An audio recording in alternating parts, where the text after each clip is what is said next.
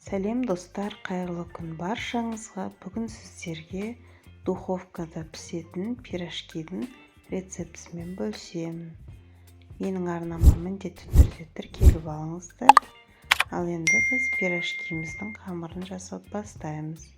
Жылы сүтке жылы су, қантымызды және дрожжымызды салып, жақсылап араластырып аламыз.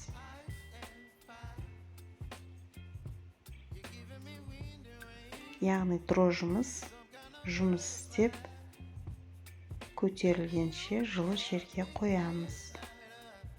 Бұл бізде апара болып саналады. Ұнымызға апарамызды салып, осындай қамыр жасайтын боламыз. Жылы жерге қойып, 2 рет көтерілгенше жауып қоямыз бетін. Ал енді ішіне салмасын дайындаймыз. Пиязымызды турап, қызып тұрған майымызға сарғайғанша қуырып аламыз. Мен бұл жерде пирожки картошкамен және капустамен жасадым. Пиязды көбірек жасап,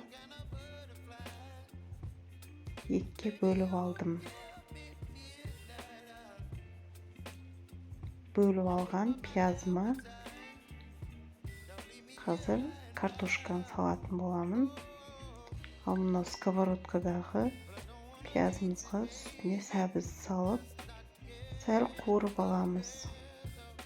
Оның үстіне капустамызды саламыз. Тұзымызды, бұрышымызды бірден салып, сәбізіміз бен капустамыз піскенше бетін жауып қоятын боламыз. Ал жаңағы екінші пиязымыз, оның үстіне картошканы салып, пияз, бұрышымыз, тұзымызды салып, жақсылап езіп алатын боламыз.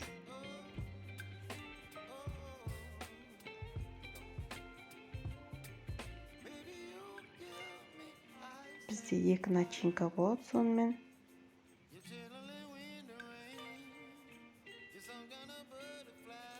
Сәл суытып, қамырымызды майда бөліктерге бөліп,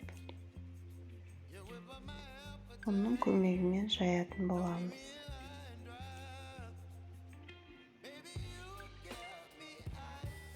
Начинкасын мол етіп,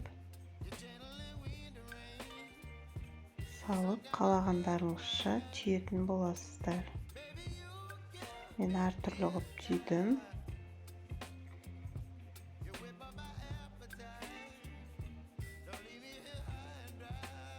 Картошкамен түйгеннен кейін видеода көрсетілгендей басып, осылай өріп шықтым.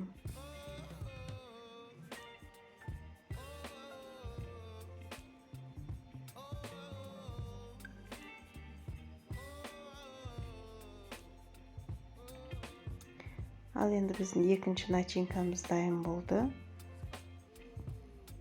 Оны да салып көрсетейін.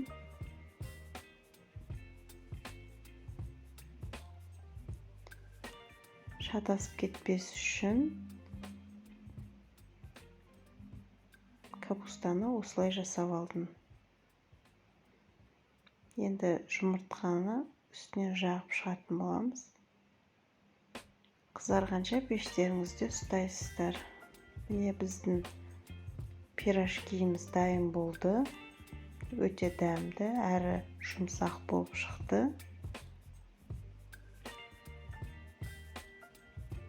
Бастапқыда пирожкиіміз беті қатты болатын болса, суды кисточкамен бетіне жағып шығуға болады. Осымен біздің пирожкиіміз дайын болды. Достар, менің каналыма міндетті түрде тіркеліп алыңыздар. Ас болсын, сіздермен болған Айдана.